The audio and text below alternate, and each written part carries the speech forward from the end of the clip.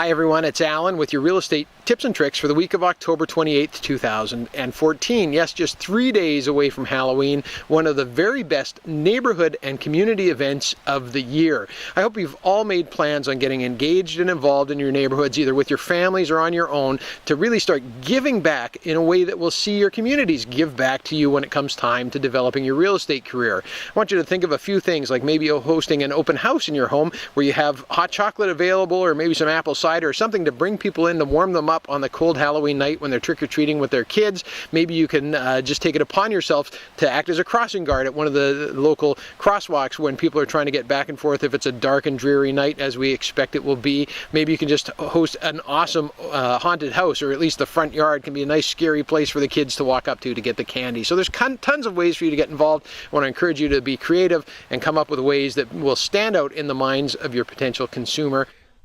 I had the opportunity of attending a TEDx event over in Renfrew, Collingwood this past weekend that was fantastic. And one of the speakers was a gentleman who worked on green architecture and trying to improve the environmental impact of residential construction. And one of the things that he talked about was walkscore.com. Now, many of you may be familiar with Walkscore as a result of the MLS referring to it and being used in many other websites like Ubertor and My Real Page when they're developing websites for your listings. But what does Walkscore really mean, and what's the company behind it? Well, Walkscore was developed to be used in Australia, Canada, and the United States to help people find apartments and homes for rent. And this is part of their revenue model, but the information in the database they've acquired is spectacular and really helps people when trying to find homes that suit their needs. So let's just put in a street address here of 737 15th Avenue, North Vancouver. And it brings us to this Walkscore map and some general information about the Walkscore for that particular location. You can see that this address has a Walkscore of 44, which means it's car dependent. Most errands requiring a car. The higher the score, the less impact the property would have on the environment because things are much more accessible. Now, one thing you might want to check out is this walkability map. You can actually use this when you're looking at entire neighborhoods by simply scrolling out here a little, and the greener the number, the more walkable the score. So you can see along these major corridors here in Lynn Valley and in Lonsdale and along Marine Drive, very walkable neighborhoods. Same in Edgemont. As we move further away, it becomes less and less walkable. And you'll notice that these scores are also available in some of our smaller communities like Gibsons and Roberts Creek, when it talks about how easy it is to access amenities in these areas. Obviously much less walkable when we're talking about small town than it is when we're dealing with the big city, but something you can still be used when you're using Walkscore to talk about rural properties. So let's drill back down again to our property address here at 737 15th Street East. As we scroll down the map, it gives us more information about the particular property, including this Google Street View image, so that we can go ahead and scroll around and have a look at what's happening in the neighborhood. And then some wording here that likely could be used by just copying and pasting it right into your write-up. Some great information about schools and parks, the closest grocery stores, coffee shops, and other information that you could use in helping to present the home in an MLS listing presentation. Then let's take a look a little further down on the travel time map, which is a great tool that helps us to see how far we can get from that particular property using either walking, car, bus, or bicycling. And you can actually take this time slider here and expand the location. So if you have a client who says, I need to be within 30 minutes of work, driving to work during rush hour, it really helps us narrow down properties that might be appropriate for them to be looking at. A great way, if you even just put in the address of the office where someone works, then you can work your way backwards to determine where appropriate houses might be located. So the travel time map, something you can use in all kinds of different situations. And then finally, it gives us information on transit routes. If you click on any one of these buses, it shows you the bus, and it actually shows you the route that it takes, so you can help start to make plans on how you're going to get to work or school from the particular location that we're talking about. And if you click on the More button, it also shows car shares that are available. The balance of the website really relates to North Vancouver apartments for rent or wherever you're searching your walk score, so that they can again start generating revenue, no crime in that, and then some general information about the municipality or the city that we're looking in. So it's a great tool for you whether you're working with buyers or sellers. It's called walkscore.com, something I'd recommend you spend a bit of time on and maybe share with your clients as well some more information about what their walk score is so that they can start making decisions that help them find a lifestyle that fits their needs.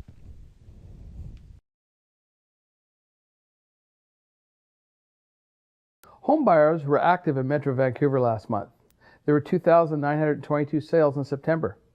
This is up 17% compared to last year and ranks as the third highest selling September over the last 10 years. In terms of listings, there were 5,259 homes listed for sale on the MLS. That's right in line with the 10-year September average. All total, there were 14,832 homes for sale in Metro Vancouver today. To help us better understand the strength of today's market, we measure home buyer demand fueled by home sales against home seller supply fueled by the number of homes listings. This measurement today gives us a sales to active listing ratio of 19.7%. Our market has been between 18 and 21% for the last 8 months.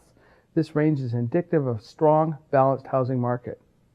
Generally, analysts say that downward pressure on home prices occurs when the ratio dips below the 12% mark, while home prices often experience upward pressure when it reaches the 20 to 22% range in a particular community for a sustained period of time.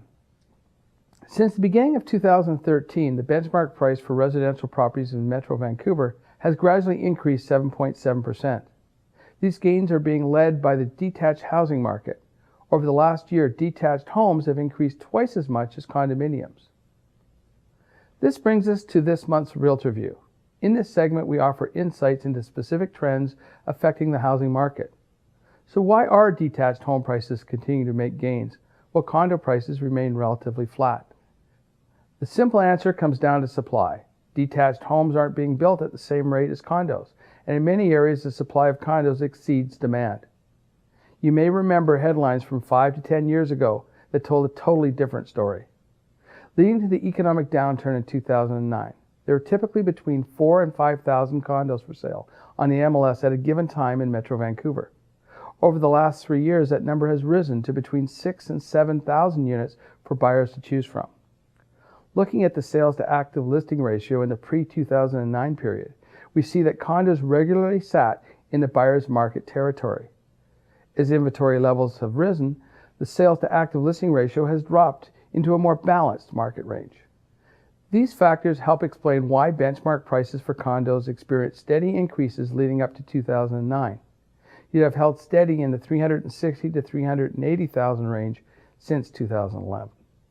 Of course, individual trends can vary depending on different factors in different areas, so it's important to do your homework and work with your realtor when you're looking to determine the market value of a home.